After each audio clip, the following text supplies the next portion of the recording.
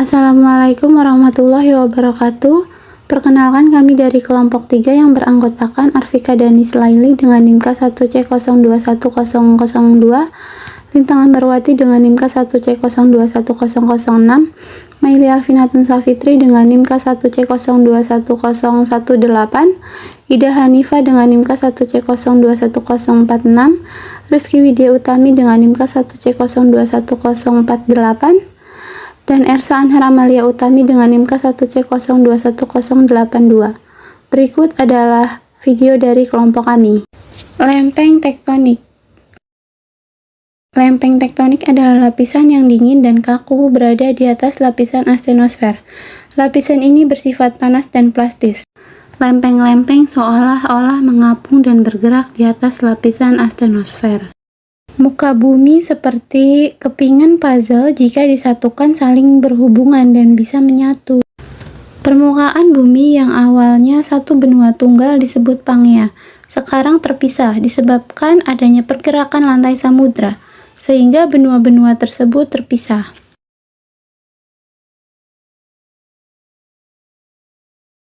Perpisahan lempeng-lempeng bumi karena adanya arus konveksi, sehingga lempeng terus bergerak. Jenis pergerakan lempeng ada 3. Yang pertama ada konvergen, yaitu lempeng yang saling mendekat. Yang kedua ada divergen, yaitu lempeng yang saling menjauh. Dan yang ketiga ada transform, yaitu lempeng yang saling berpapasan. Selanjutnya yaitu gunung api.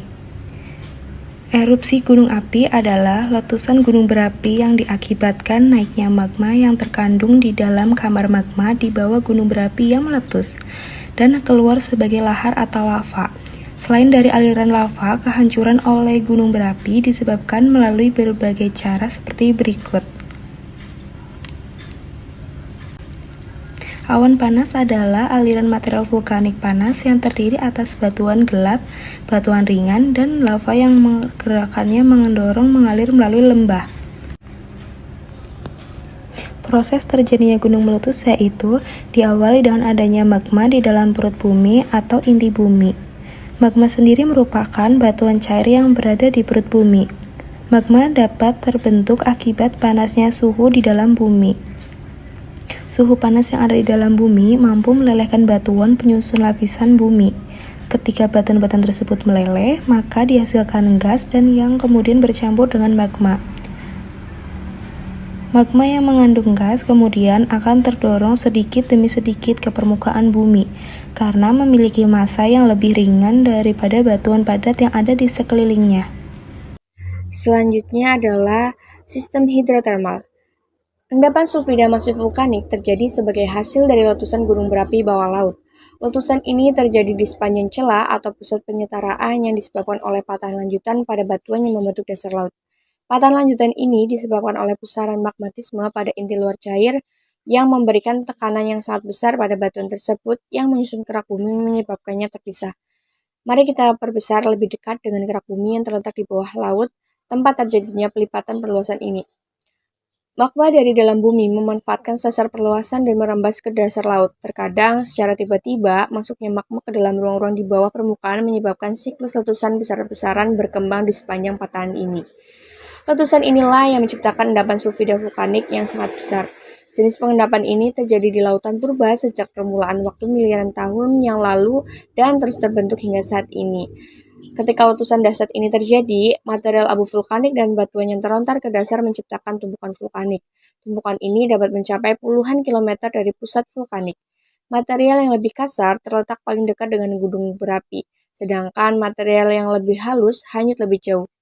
Semakin jauh tumpukan tersebut, semakin berkurang ketebalannya karena semakin jauh dari pusat letusan. Letusan ini menciptakan tekanan negatif yang menyebabkan air laut tersedot melalui lumpur di sekitarnya dan batuan di bawahnya saat mengalir menuju dasar gunung berapi di sepanjang jalan air ini melarutkan mineral. Di dalam lumpur, batuan dan magma menjadi cairan hidrotermal yang kaya akan mineral. Logam-logam termasuk tembaga, emas, timah, seng, perak, dan unsur-unsur lainnya seperti belerang. Cairan kaya mineral ini dipanaskan ketika mereka ditarik ke dekat magma jauh di bawah gunung berapi ketika cairan naik. Cairan tersebut menentukan tumpukan vulkanik terperangkap dalam celah dan lubang di dalamnya. Beberapa cairan yang lebih energik keluar dari tumpukan dan membentuk ventilasi yang kemudian dikenal sebagai black smoker. Sementara cairan lainnya dikeluarkan dari gunung berapi. Saat cairan hidrotermal mendingin dan mengalami perubahan kimia di dalam vulkanik, tumpukan di dalam air laut, cairan tersebut mulai mengeluarkan logam-logam terlarut seperti tembaga, emas, timbal, seng, dan perak ketika cairan terus mendingin. Sekian video dari kelompok kami. Terima kasih.